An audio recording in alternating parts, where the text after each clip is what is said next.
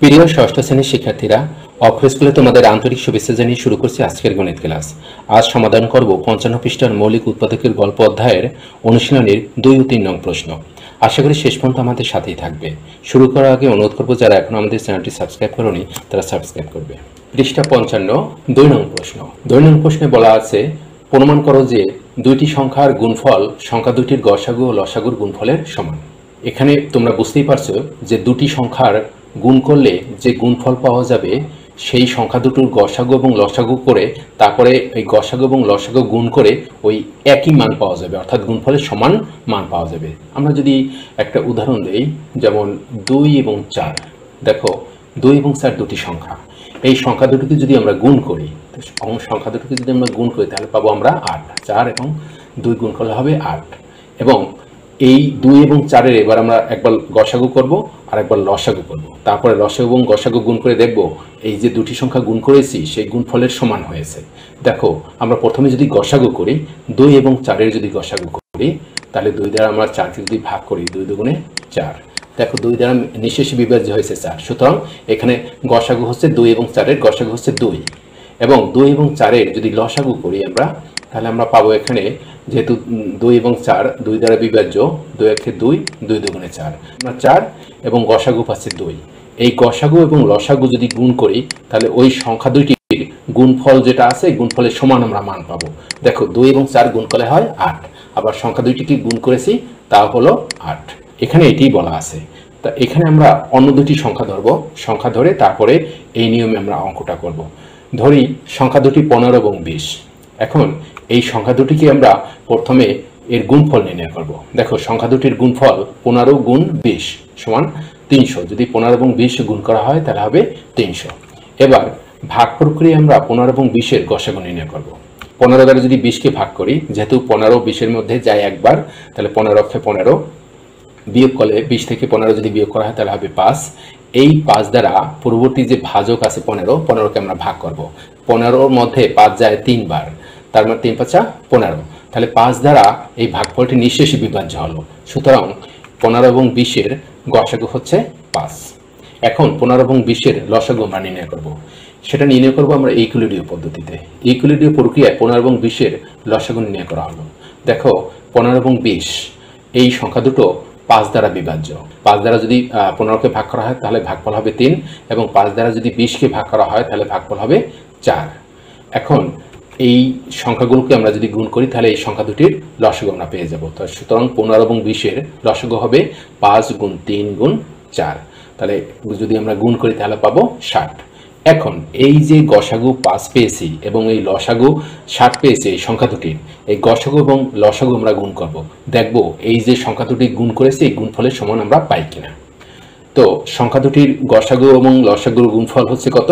5 গুণ 60, কেননা এই সংখ্যা দুটির গসাগু হচ্ছে 5 এবং লসাগু হচ্ছে 60। এখন 5 এবং 60 যদি গুণ করা হয় তাহলে হবে 300। দেখো এই সংখ্যা দুটির গসাগু এবং লসাগুর গুণফল যা, আর এই সংখ্যা দুটিকে গুণ করে আমরা একই সংখ্যা পেয়েছি, এবং সেটি আমাদের এখানে প্রমাণ করতে বলেছে যে দুইটি সংখ্যার গুণফল সংখ্যা দুটির গসাগু ও লসাগুর গুণফলের সমান। আমরা এই সংখ্যা দুটির গসাগু এবং লসাগু গুণ করেছি, যা পেয়েছি, আর এই যে দুটি সংখ্যার যে গুণফল সে একই সংখ্যা, মানে এখানেও 300 এখানেও 300, সুতরাং আমরা এটা প্রমাণ করতে পেরেছি। সুতরাং দুটি সংখ্যার গুণফল সংখ্যা দুটির গসাগু ও লসাগুর গুণফলের সমান, প্রমাণিত। এবার 3 নং প্রশ্ন, সর্বনিম্ন কতজন শিক্ষার্থীকে 3, 4, 6 এবং 8 জনের দলে সাজানো যেতে পারে যাতে কোনো ক্ষেত্রেই কেউ অবশিষ্ট না থাকে? এবার আমরা ছোট একটা উদাহরণ দিয়ে শুরু করব। যেমন ধরি কিছু সংখ্যক শিক্ষার্থীকে আমরা 2 জন করে দলে সাজাবো, আবার ওই শিক্ষার্থীর সংখ্যাকেই আমরা 3 জন করে দলে সাজাবো। অর্থাৎ একবার 2 জনের করে একটা দল করব, আর একবার 3 জন করে একটা দল করব। তাহলে কোনো শিক্ষার্থী এখানে অবশিষ্ট থাকবে না, এমনভাবে সাজাবো। অর্থাৎ 2 জনের করে দল সাজালে এবং 3 জনের করে দল সাজালে শিক্ষার্থীর কেউ কোনো অবশিষ্ট থাকবে না। তাহলে দেখো এখানে কতজন, সর্বনিম্ন কতজন শিক্ষার্থীকে সাজানো যাবে 2 জনের করে দলে এবং 3 জন করে দলে, সেটি নির্ভর করবে এই দুটি সংখ্যার লসাগুর উপরে। দেখো এই দুটি সংখ্যার লসাগু হচ্ছে 2 গুণ 3 মানে 6। এই 6 জন শিক্ষার্থীকে আমি 2 জন করেও দলে আমরা সাজাতে পারি এবং 3 জন করেও একটি দলে সাজাতে পারি। দেখো 2 জন করে যদি একটি দলে সাজাই তাহলে দল সংখ্যা হবে মোট 3টি, 2 জন যোগ 2 জন যোগ 2 জন, 6 জন। আবার যদি 3 জন করে দলে সাজাই, একটি দলে যদি 3 জন করে সাজাই তাহলে দুটি দল হবে, 3 জনের একটি দল আবার 3 জনের একটি দল, মোট 6 জন। তাহলে তোমরা বুঝতেই পারছো এখানে 3 জন 4 জন 6 জন এবং 8 জনের দলে যদি সাজানো হয়, মানে সাজাতে হয় এই শিক্ষার্থীদেরকে, তাহলে এই সংখ্যাগুলোর যদি আমরা লসাগু করি তাহলে সেই নির্ণেয় লসাগুই হবে এখানে সর্বনিম্ন শিক্ষার্থীর সংখ্যা। তো আমরা এই সংখ্যাগুলোর এখন লসাগু করব। নির্ণেয় সর্বনিম্ন শিক্ষার্থীর সংখ্যা হবে 3, 4, 6 এবং 8 এর লসাগু। তো ইকুইলিব্রিয়াম প্রক্রিয়া আমরা এখানে লসাগু করব 3, 4, 6 এবং 8। এর ভিতরে দেখতে পাচ্ছি 4, 6 এবং 8 এই তিনটি সংখ্যাই জোড় সংখ্যা, সুতরাং আমরা এটিকে 2 দ্বারা ভাগ করতে পারি। 2 দ্বারা 3কে ভাগ করা যায় না, সুতরাং 3 নেমে যাবে। 2 4 এর মধ্যে যায় 2 বার, 2 6 এর মধ্যে যায় 3 বার, 2 8 এর ভিতরে যায় 4 বার। এখানে দেখো দুটি জোড় সংখ্যা আর দুটি বিজোড় সংখ্যা এবং দুটি আছে 3 একই সংখ্যা।